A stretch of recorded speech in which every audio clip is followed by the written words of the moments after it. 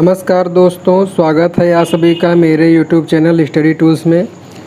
तो आज हम प्रश्नावली 5 के क्वेश्चन नंबर 1 के दूसरे क्वेश्चन को हल करने जा रहे हैं, जिसमें कि दिया हुआ है कि किसी बेलन में उपस्थित हवा की मात्रा जबकि वायु निकालने वाला पंप प्रत्येक बार बेलन की शेष हवा का 1/4 भाग बाहर निकाल देता है।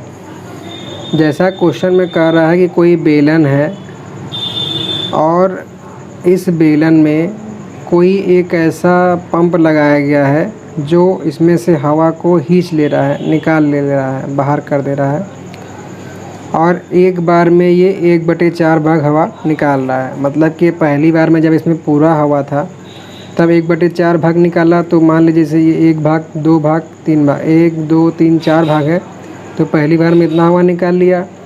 दूसरी बार में फिर इस 3 भाग में से 1/4 भाग निकालेगा, फिर इस तरीके से जो बचेगा उसका 1/4 भाग निकालेगा। ठीक है, तो ये हवा निकालने से जो हमें सूची प्राप्त होगी, यही हमें देखना है कि ये समांतर श्रेणी है कि नहीं।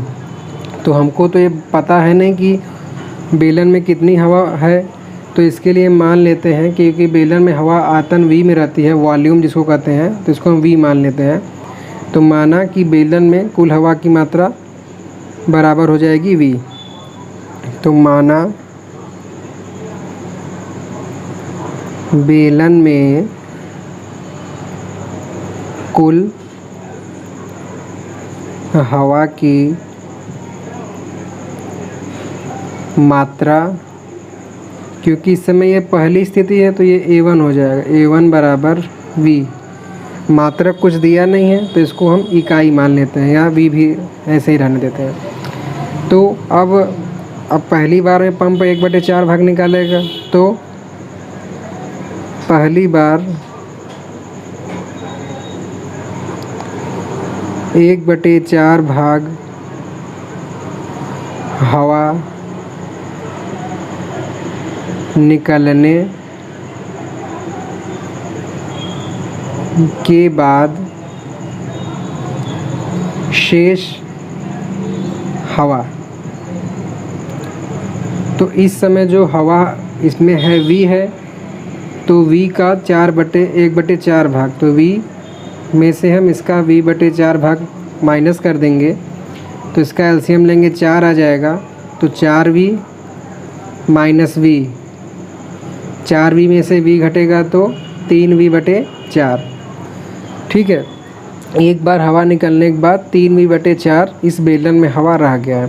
अब दूसरी बार 1/4 भाग हवा निकलेगी, तो दूसरी बार 1/4 भाग हवा निकालने के बाद शेष हवा। तो इस समय जैसा कि बेलन में जो हवा की मात्रा है वो 3V/4 है और इसका 1/4 भाग इसमें से निकलेगा, तो 3V इसके बटे में 4 से गुणा हो जाएगा, तो ये 4 चौके 16 हो जाएगा। तो इसको हल करेंगे, इसका एलसीएम लेके 16 आएगा।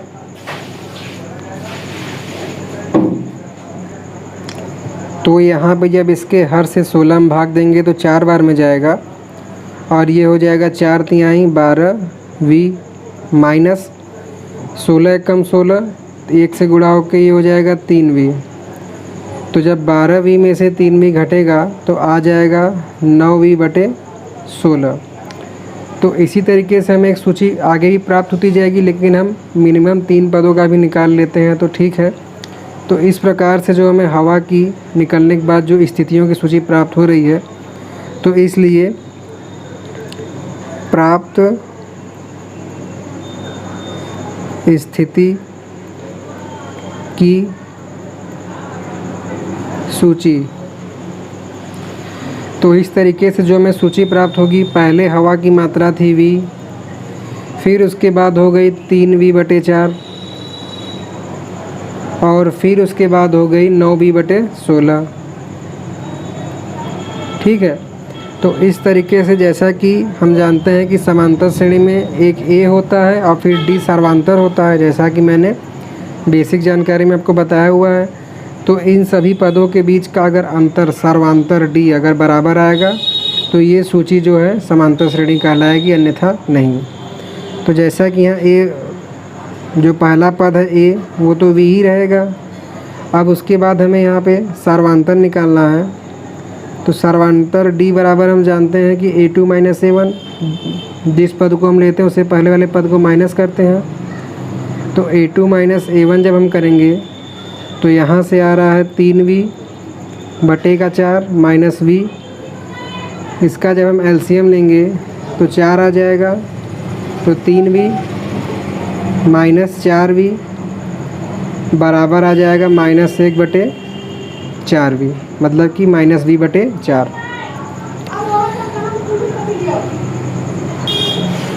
तो जैसा कि हमने इन दोनों पदों के बीच का अंतर निकाला, तो पहले पद से दूसरे पद तक जाने के लिए हमको इसमें से -v/4 घटाना पड़ रहा है।